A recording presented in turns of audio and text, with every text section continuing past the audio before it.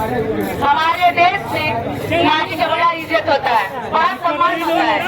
हमने सुना है, हमने देखा है और हमने पूजा भी है। तो हमारे यहाँ सरकार कहती है बेटी बचाओ बेटी पढ़ाओ, और ये सब भूल जाती है कि बेटी को आधी रात के रोड पे बैठाओ। वो जो लड़की PMCH में भर्ती है, अगर किसी को उसका नाम बताए तो प्लीज सर को आके वो लड़की का नाम बताए।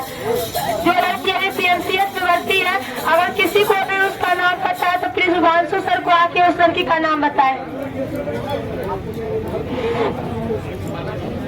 साथ में गई थी तो नंबर नहीं पूछा।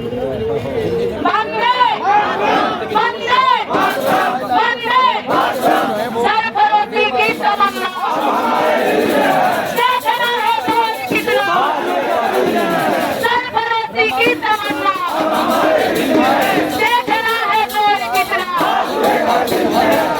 मेरे यहाँ भारत की मिट्टी में जब पले हैं और भारत की संस्कृति में एक संविधान बनाया गया। जिस दिन संविधान नहीं था, हमारे ऊपर अत्याचार होता था, तो हम सोचते थे कि किस एक्ट के तहत लड़े। कुछ भी नहीं था हमारे पास।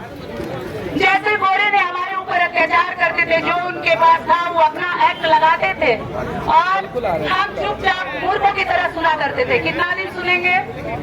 साथे साथे जब सीमा ऊपर चला गया, बांध टूट गया सब्र का, तो अनंतता एक संविधान का निर्माण हुआ।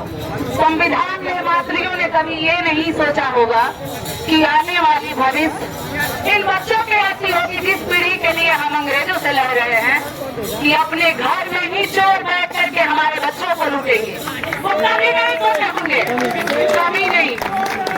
जिस दिन उपद्रवी कहा गया तो आपको याद होगा कि हमारे जब बाल गंगाधर तिलक जी थे और वेलेंटाइन सिरोल ने उन्हें क्या कहा था? अशांति का जन्म। तो हमारे देश से उठ करके वो लंदन चले गए केस करने के लिए। जानते हैं क्या? क्योंकि वो आत्मसम्मान का देश था और हमारी कॉन्स्टिट्यूशन में 21 कहता है कि आपको आसानी से नहीं कर सकता। तो हमारी सरकार नीतीश चाचा प्रगति यात्रा पे घूम रहे हैं और उनकी प्रगति यहाँ पर लगाने बात कर रखी है। वो ये कहा भूल रहे हैं कि उनकी प्रगति लगाने बात शुरू होना चाहिए था। यहाँ प्रगति हो रहा है और ऐसा नहीं होना चाहिए चाचा जी, क्योंकि वो हमारे आदरणीय हैं और हमें पता है क्यों हमारा दूध जरूर लेने आए हैं। आएंगे और आएंगे, इसी आस में हम बैठे हैं और हमें पूरा उम्मीद है कि वो आएंगे, क्योंकि प्रगति यात्रा उनकी हमारे बिना कभी पूरा नहीं हो सकता। और ये राष्ट्र के निर्माण में योगदान देने वाले छात्र हैं। जब तक हम योगदान नहीं देंगे तब तक न तो इस राष्ट्र का विकास संभव है, नहीं है राष्ट्र का नहीं संभव है। आप सोचिए कि जो सीट बेच दी गई है, मैं पूरी चुनौती दूंगी उनको, ये सीट बेचने का ही बू आ रही है। चाचा जी, बेचने का बू आ रही है। अगर कोई भी आपत्ति होगा तो अपनी इस बेटी से बात कर लीजिएगा, कहीं पे भी तैयार है जाने के लिए। मैंने जिस घर में विरोध किया, जानते हैं क्यों? क्योंकि मैं बेरोजगार हूँ, हमें सास ससुर हस्बैंड की बात माननी पड़ती। हमारी गोदी की छोटी बच्ची को बड़ा समझाना पड़ता है कि आज हमारे बीच एक लड़का ने सुसाइड कर लिया।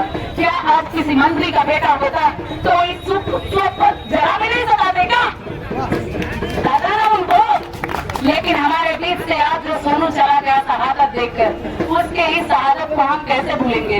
ये सोच के मैं जैसे बाल में कंघी नहीं की, कोई कपड़ा लेके नहीं आई हूँ, बस यही पहन के। और मैंने बोला आज कि जैसा आप बोल रहे हैं कि तुम्हारे जाने से क्या हो जाएगा, अगर हर व्यक्ति यही बात बोले तो हमारे देश का कभी कल्याण नहीं हो सकता। और इसमें हमारी योगदान अपेक्षित है और हम जाएंगे और नीतीश चाचा से हाथ जोड़कर हमारी यही विनती है कि कृपा करके जो सरकार केंद्र में भी है वो नारी शक्ति बंधन अधिनियम को बड़ा जोर शोर से लाई है।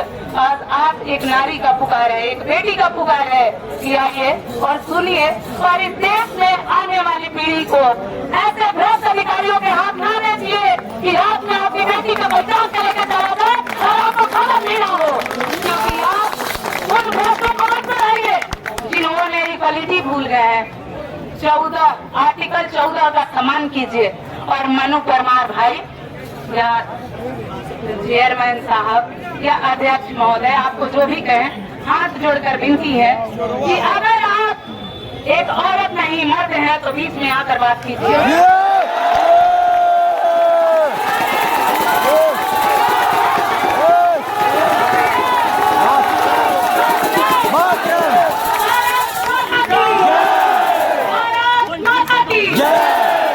हम हरियाणा आए हैं, हम अपना अधिकार मांगने आए हैं, भीख नहीं मांग रहे हैं, किसी से भीख नहीं मांग रहे हैं, ये मेरा राइट है और हम अपने राइट को मांगने आए हैं। और बस 1 नेशन 1 इलेक्शन तो 1 एग्जाम और 1 पेपर क्यों है, हमारी विनती है। हम एक स्टूडेंट थे और आज अभी भी हैं। अगर आपको देखना है तो मेरा एडमिट कार्ड देख लीजिए। मेरा डेहरी उच्च न्यायालय में, डेहरी उच्च विद्यालय में एग्जामिनेशन सेंटर था। मनु परमार सर स्टूडेंट थे, लेकिन लग रहा उनके श्योर बन गए। फंडामेंटल राइट की जब नहीं पढ़ा,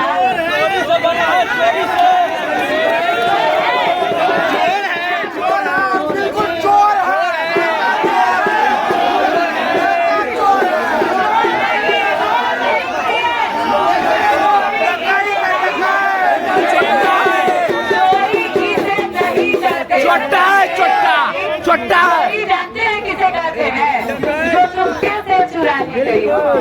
लेकिन हमने सुना है अपने पूर्वजों से, पहले के जमाना में गणेश एक लेटर लिखते थे, हम आपके यहाँ डकैती डालेंगे और इस तारीख को, इस डेट को सतर्क हो जाइए। और कोई भी उसका मदद नहीं करता था, तो डकैत आकर के डाका डाल देते थे और आपका सारा सामान सामने तो रख ले जाते थे। और आपने ये महसूस किया होगा कि ये वही हुआ है जो डाकुओं का खेल था, जो डाकुओं का राज था। क्योंकि अगर इनके ऊपर जरा सी भी शर्म होती, थोड़ा सा भी कॉन्स्टिट्यूशन का इज्जत होता इनके पास, ये उस समान मर्यादा रखते तो उस मर्यादित शब्द को ये कभी भी अपने मुंह से निकाल करके कालिक नहीं बोलते। कालिक मतलब जानते हैं आप लोग? नहीं जानते होंगे। छोटा बच्चा को जब काजल लगाते हैं ना तो बोलते हैं नजर लग जाएगा कि बच्चों को काजल लगा के बाहर भेज। लेकिन जब कोई चीज कलंकित हो जाता है तो कहता है इसका मुंह दिखाने लायक नहीं है, इसको कालिक बोल दो।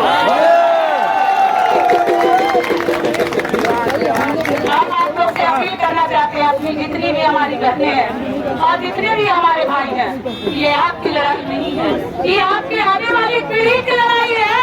इस बात को समझिए और निकलिए अपने घर से और चल दीजिए। कामनाथ ने एक बात कहा था कि जब इंसान के पास कुछ खोने के लिए नहीं होता है तो उसे अपने घर से निकल जाना चाहिए।